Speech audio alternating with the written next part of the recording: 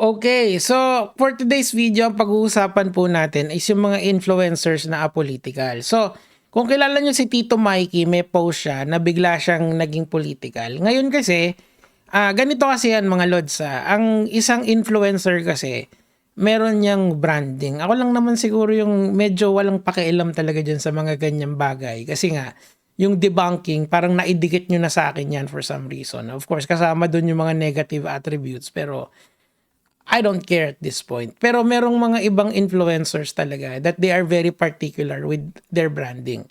Halimbawa, etong si SmartFit. Si SmartFit kasi, of course, puro siya fitness. Okay? So, pag nagpo-political ka, medyo ma-off yung iyong audience. Kasi, ang pagiging political kasi ay merong tinatawag na polarizing effect yan. Meaning to say, it splits the audience. It splits the audience into camps, okay? 'Di ba? TDS, Pinklawan, and all of this, okay? So, bakit sobrang importante yan sa isang influencer? Kasi ang isang influencer, for that matter, ang isang artista, dapat well-beloved yan lahat ng political aisle. Kasi when you subscribe to a certain political figure, meron kasing mga kaakibat yan na attributes. Ito natutunan ko to kay Professor Mate. May attributes na nag-a-identify yung mga tao. Halimbawa, si Rodrigo Duterte. Si Rodrigo Duterte, ang kanyang branding ay maangas, 'di ba? So kung maangas yung branding mo, ganun talaga. Talaga yan, talagang didikit at didikit yan sa yung mga, halimbawa, nakikita ko kasing kaparehas nito ay yung mga alpha male, di ba? Yung mga alpha male, kadalasan mga DDS sila. Kasi yung machismo branding doon dumidikit. Yung mga liberals, ako medyo liberal ako, medyo lang kasi meron akong mga ibang stance sa liberal na medyo conservative. So, yung ideology ko kasi ako personally ay very pang-akin. So, hindi ako nagsusubscribe lahat-lahat sa mga sinasabi nila. Now, okay, so ngayon, ang tanong, kung since alam na natin kung ano yung definition ng pagiging influencer or yung branding at importante sa kanila. So, the next idea now is, okay lang ba maging apolitical ang isang influencer? My answer is yes, definitely. Kasi kabuhayan mo yan eh. Ayaw mong maapektuhan yung kabuhayan mo eh. It is okay. It is very okay to be self-serving or tinatawag natin na self-preservation. Yun yung unahin mo. Walang problema yun. Maiintindihan kita on that level. Pero tatandaan mo, meron talagang ang politika kasi at ang buhay, hindi yan napaghihiwalay. Okay? Kung lalong-lalo na kung sobrang worst ng gobyerno mo, edi ibig sabihin yung mga services na nakukuha mo, yung mga benefits na dapat ay afforded sa'yo ng gobyerno, mas mahirap mong kunin. Okay? Kung maganda yung sahod mo, medyo hindi mahirap. Kung medyo hindi naman, edi mas difficult yung proseso kung paano kunin yun. So, ina-explain ko lang sa inyo lahat kasi gusto ko, pag pinakinggan natin si SmartFit at saka si Kuya Renan, gusto kong, and then magbibigay pa ako ng isang example, gusto kong matignan nyo sa perspective nila, okay? Huwag sa perspective ninyo at isipin nyo na parang ang sama-sama naman nila porque hindi sila nagpo-political vlogging. Dito kasi medyo agree ako kay Gabe. Kaso, pag magpo-political vlogging ka kasi dapat all in ka. Hindi ka pwedeng puro motherhood statement. And yan yung problema in my opinion nung video ni SmartFit. Let's listen in. So nakita ko yung post ni Tito Mikey about how you should use your platform to fight for good. Si Tito Mikey din kasi sinabi niya lang good governance. Pero what really is good governance? Kanino mong politiko ididikit yon? Tandaan mo, hindi lahat ng politiko are the same. They may be in the same party, pero some of them have very, very, very, very different ideology. And some of them has very, very, very different political pedigree. Some of them are independent. Kunyari, yung sila Leni Robredo. wala nam bukod sa pagiging liberals, hindi naman sila kasali sa isang political dynasty tulad ng mga Marcoses and ng mga Duterte. O so doon pa lang magkakaiba na. So what do you mean by yung sinasabi mo, idol? Kasi politics is super simple and yet super complex as well. So okay lang kasi mas madali kasi kung bias ka sa mga madadaling politiko. Halimbawa, pag Duterte ka, that's the easiest stand na pwede mong gawin. Kasi una, mas marami kang fans doon, mas marami naman talagang DDS in droves dito sa internet kaysa sa pagiging kakamping. Kasi mas mahirap i-defend yung position ng kakamping. Mas mahirap siyang intindihin. So, si Tito Mikey, sabi niya, pagsalita para for good governance. But what really is good governance?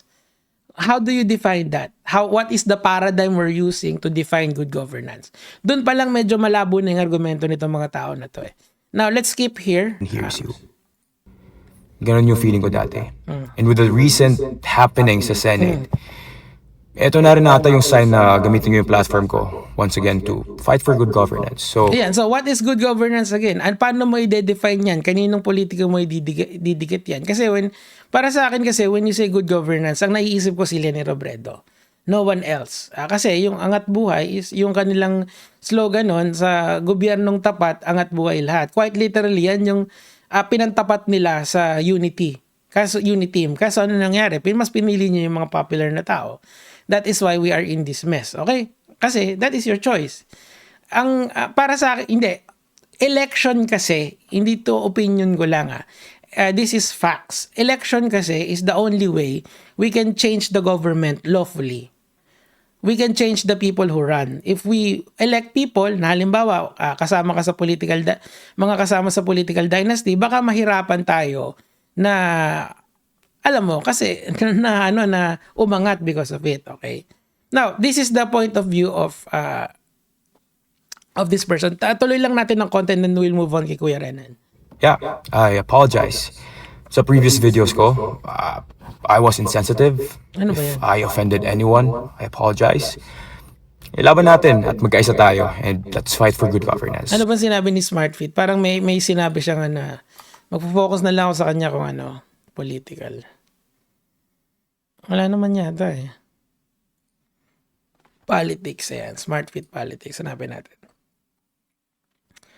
Ay. Ito ba yan? Hindi wala eh. Anyway, yun nga. So, next hindi ko makita. Kayo na lang bahala magbigay sa akin. React na lang uli ako. The next one na ating i-cover ay itong si Kuya Renan. Kasi parang may nag-send sa akin ito na loads natin galing sa inbox ko na hindi ako minumura. Salamat sa iyo. Sabi niya dito, busy ako mag-promote ng small business. Basically, this is what you call the apolitical stand. Okay. Meaning to say, he doesn't really care kung ano yung nangyayari sa gobyerno. And I understand why. Kasi nga, some people are parang walang pakialam talaga na sa nangyayari. Sa ating, kasi nga, parang pare-parehas din naman. Kahit sinong iupo mo, may corruption din naman. Kahit sinong iupo mo, tataas din naman yung presyo, di ba, ng bilihin. Kasi historically, tumataas naman talaga siya yearly because of inflation. What we're trying to do is to control it para mas mabagal yung pagtaas at yung nakakahabol yung mga tao. This is why it's very important na maghalal tayo ng mga marurunong talaga sa gobyerno. Kaso ang ating bansa ay know na maghalal na mga kandidato based not on merits but on characters. What do I mean by that? Halimbawa, boboto ka sa pangalan kasi ang apelido Marcos or Duterte or kilala mo na sabi ng tatay ko, sabi ng lolo ko without looking at the objective facts. Kasi yun yung importante. Okay, so ngayon si Kuya Renan kasi does not want to do anything with that. Kasi on yung current setup niya ay okay na. Ibig sabihin, goods na siya sa mga nangyayari sa kanya diyan. So ang susunod na tanong, okay lang ba yan? Ang sagot, oo naman. Hindi niya nakasalanan yun. Pagod na siya sa politika, di hayaan nyo na. Kaya ikaw, Edward, hindi ko naman sinasabing hindi mali mo siyang i-call out. Kasi pagka influencer ka kasi, hindi ka pwedeng balat sibuyas. Okay? Kailangan makapal yung balat mo. At kaya mong tumanggap ng ganyan. Parang sa akin, di ba? Araw-araw akong binabash. Wala na akong pakialam halos eh. Pag-aasa rin yung paglalakad ko, yung itsura ko, yung amoy ko, yung balbas ko, I don't fucking care. Kasi, what important is, sa 100 manonood sa akin, may isa or dalawang tao lang doon na magigets yung punto ko. Ganun lang kababa yung standards ko dito sa Pilipinas.